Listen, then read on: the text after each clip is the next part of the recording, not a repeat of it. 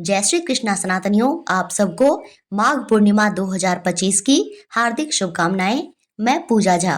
क्या आप जानते हैं कि माघ पूर्णिमा सिर्फ एक शुभ तिथि ही नहीं है, बल्कि स्वयं देवताओं द्वारा भी इस दिन को विशेष महत्व दिया गया है। विष्णु पुराण के अध्याय में वर्णित है, भगवान विष्णु ने माँ गंगा को वरदान दिया था कि माघ मास के पूर्णिमा तिथि पर मैं स्वयं तुम्हारे जल में वास करूंगा और जो भी भक्तजन इस दिन गंगा स्नान करेंगे उन्हें इस धरती पर अनंत पुण्यों की प्राप्ति तो होगी ही, मृत्युपरांत उन्हें मोक्ष का वरदान भी मिलेगा। माघ पूर्णिमा के व्रत को माघी पूर्णिमा के नाम से भी जाना जाता है। इस दिन भगवान श्री हरि विष्णु और माँ लक्ष्मी की विशेष रूप से पूजा की जाती है। पूर्णिमा के दिन भगवान शिव की भी पूजा की जाती है। पवित्र नदी में स्नान किया जाता है। घर परिवार की खुशहाली के लिए दान पुण्य भी किया जाता है। संध्या काल में अपने घर के मुख्य दरवाजे पर चावल पीसकर चोक बनाया जाता है, दीप दान करते हैं और अन्न धन वृद्धि बरकत के लिए भगवान सत्यनारायण का व्रत रखा जाता है और कथा सुनी जाती है।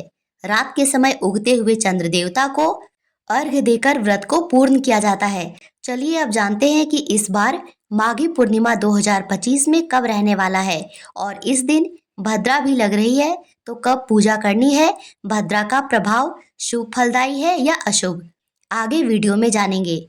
इसी के साथ माघी पूर्णिमा के दिन आपको हमारे चैनल पर भगवान सत्यनारायण की कथा भी सुनाई जाएगी।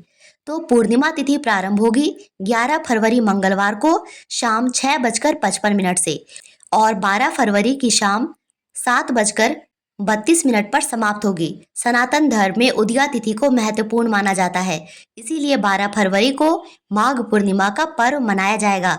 इसी दिन पूर्णिमा का स्नान दान किया जाएगा, व्रत रखा जाएगा और भगवान सत्यनारायण की कथा भी सुनी जाएगी। अब जानते हैं इस दिन के पूजा मुहूर्त के बारे में। तो प्रातः काल पूजा का शुभ मुहूर्त रहेगा सुबह के 5:45 से 7:02 तक और संध्या काल पूजा का शुभ मुहूर्त रहेगा शाम के 6:09 से 7:26 तक। इस दिन चंद्रोदय होगा 6:14 पर। तो इस समय में चंद्रदेव को अर्घ दिया जाता है। चंद्रदेव को चांदी के लोटे से अर्घ देने से विशेष फल प्राप्त होता है। चांदी के लोटे में कच्चा दूध, जल और शहद मिलाकर ओम सोम सोमाय नमः बोलते हुए चंद्रदेव को अर्घ देना चाहिए और इसके बाद आप अपनी पूजा संपूर्ण कर सकते हैं, व्रत खोल सकते हैं।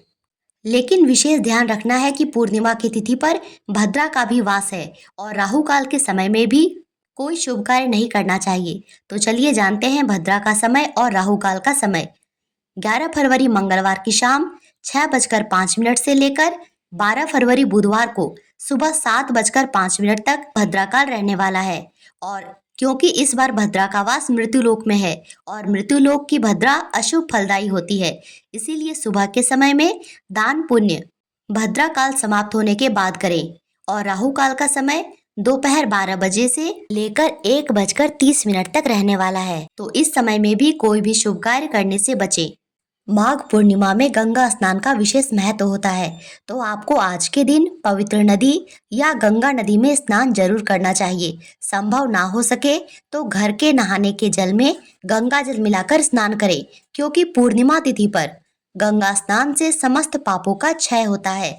इसी के साथ इस दिन भगवान विष्णु की माता लक्ष्मी के संग पूजा आराधना करनी चाहिए।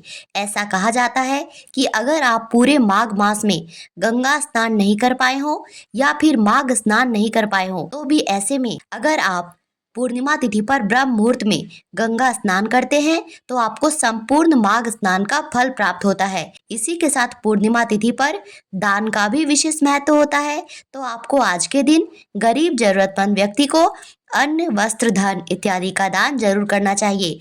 इसी के साथ पूर्णिमा तिथि पर ब्राह्मण भोजन कराना भी विशेष पुण्य फलदायी होता है और ब्राह्मण भोजन के बाद ब्राह्मण को सीधा दान और दक्षिणा देकर विदा करें।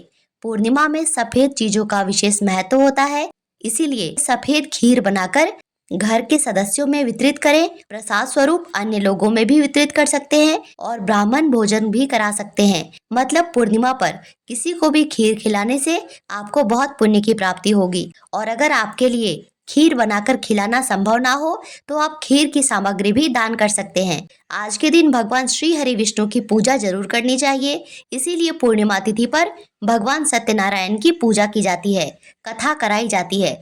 आप ब्राह्मण बुलाकर भी पूजा या कथा करा सकते हैं या चाहे तो स्वयं भी कर सकते हैं। और भगवान सत्यनारायण को भोग में सकला जरूर अर्पित करें। यह आटे में गुड़, दूध, फल, मेवा इत्यादि मिलाकर बनाया जाता है।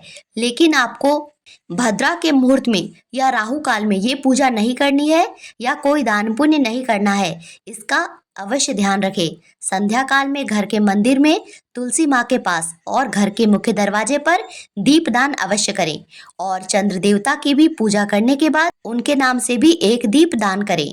तो ये थी मेरी ओर से माघ पूर्णिमा से जुड़ी जरूरी जानकारी। आशा करती हूँ यह वीडियो आपके लिए उपयोगी रही होगी। ऐसी जानकारी समय से पहले पाने के लिए हमारे चैनल से जुड़े रहें। वीडियो देखने के लिए धन्यवाद। राधे राधे।